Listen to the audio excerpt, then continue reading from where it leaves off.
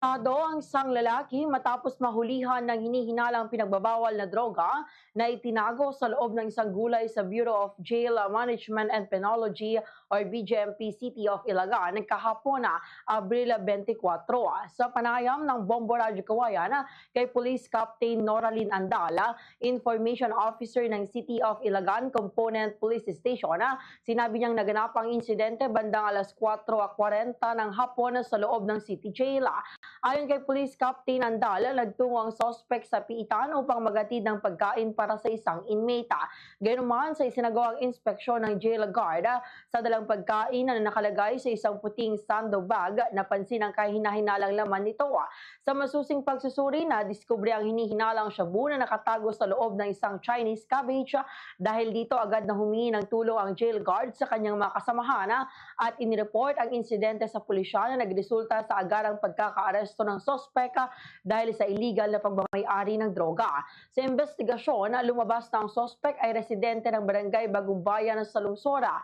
Ayon sa kanya, inutusan lamang siyang magatid ang pagkain sa isang inmate at hindi umano niya alam na may nakatagong droga sa dala niyang pagkain. Wala rin umano siyang personal na relasyon sa inmate bagamat kilala niya ang taong nag-utos sa kanya. Nabatid din na minamanmanan na umano ang mga otoridad ang sospek dahil sa impormasyon na siya ay gumagamit ng illegal na droga, bagamat wala pa itong naitalang kaso. Samantala, ang inmate na pagbibigyan sana ng pagkain ay umano'y sangkot din sa kaso ng droga. Sa ngayon, patuloy pang tinutukoy ang eksaktong timbang ng nasamsam na hinihinalang shabu habang nagpapatuloy ang investigasyon. Ito na rin ang kauna-unahang naitalang insidente ng ganitong uri sa BJMP City of Ilagan. Binigyang diin naman ng pulisya at BJMP na mahigpit nilang pinatutupad ang inspeksyon sa mga dinadalang pagkain at gamit sa loob ng piitan alinsunod sa umiiral ng mga patakaran. Kaugnay nito, patuloy pang paigtingin ang pagbabantay at information dissemination upang maiwasan ang mga kahintulad na insidente sa hinaharap. Ganitong bahagi ng pahayag ni Police Captain Noralyn Andala. Investigation, ito po ay nautusan po daw siya, according to the suspect din po, na napag-utusan daw siyang magdala ng pagkain po sa isang inmate.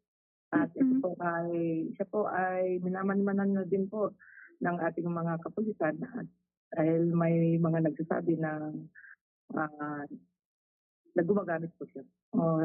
Sa ating pagkakaalam po, ay wala naman po silang relations. Kilala daw po niya, ma'am, pero hindi pa niya binibigay kung ano po yung pangalan po ng Fast sa radyo, Bombo!